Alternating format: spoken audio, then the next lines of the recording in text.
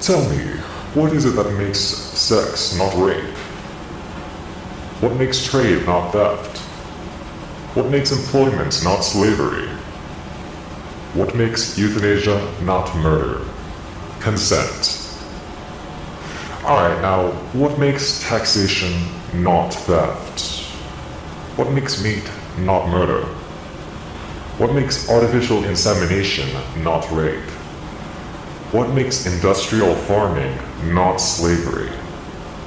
Magical fairy dust. In this video, I will demonstrate to you how veganism is the logical conclusion of the non-aggression principle, one of the core ethical principles underpinning libertarian philosophy. To start, let's be specific about what we're talking about.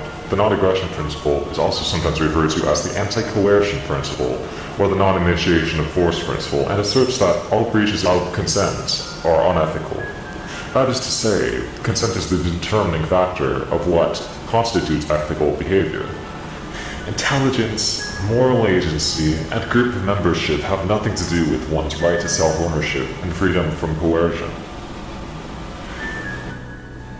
Libertarians will oftentimes correctly point out that the burden of proof is on the one initiating force.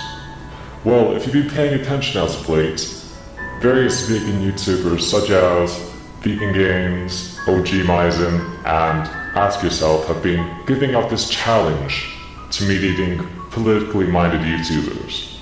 This challenge is to name the trait that is absent in animals that if it were absent in humans would make it okay to kill them. It is of no surprise to me that of all the people to take up this challenge, the libertarian YouTuber by the name of That Guy T was the quickest to concede that he could not ethically justify eating meat.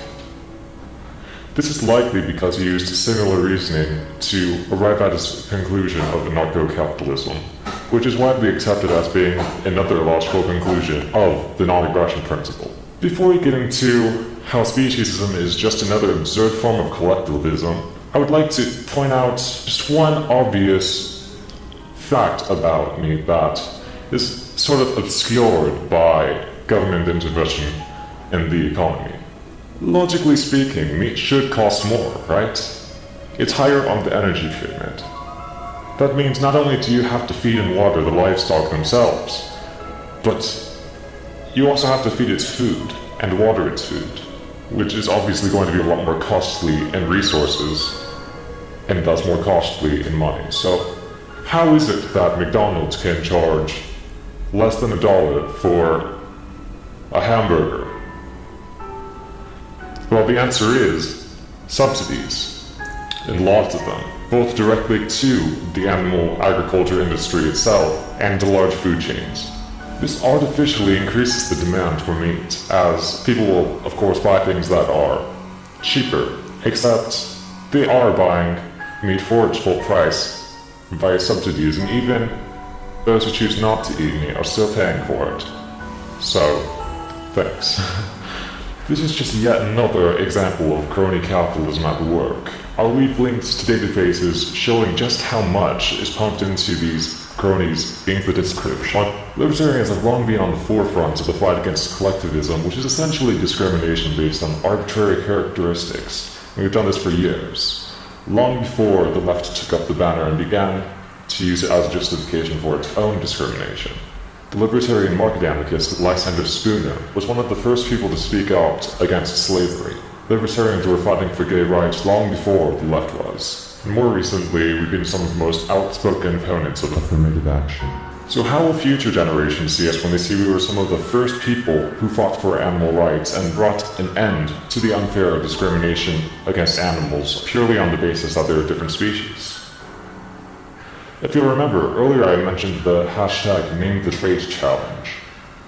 If you don't concede that there's no trait absent in animals that would make it justifiable to kill a human being missing that same trait, you're left to appeal to collectivism, which is antithetical to critical individualist analysis and value for merits over superficial qualities. Critical individualist analysis is basically looking at things on an individual basis and determining what is an acceptable way to treat them based on present qualities. The cow is not seeking a job, so exploiting it for our own pleasures at the expense of its happiness and freedom is equivalent to slavery, at least in the moral sense. And what justifies this? Well, they're cows and we're humans. That's about all it comes down to. So why not take this approach and apply it to pets? They're a different species, so isn't it okay to kill them? And what if an alien species came to Earth and killed us just because we were a different species? Would that suddenly make it justified?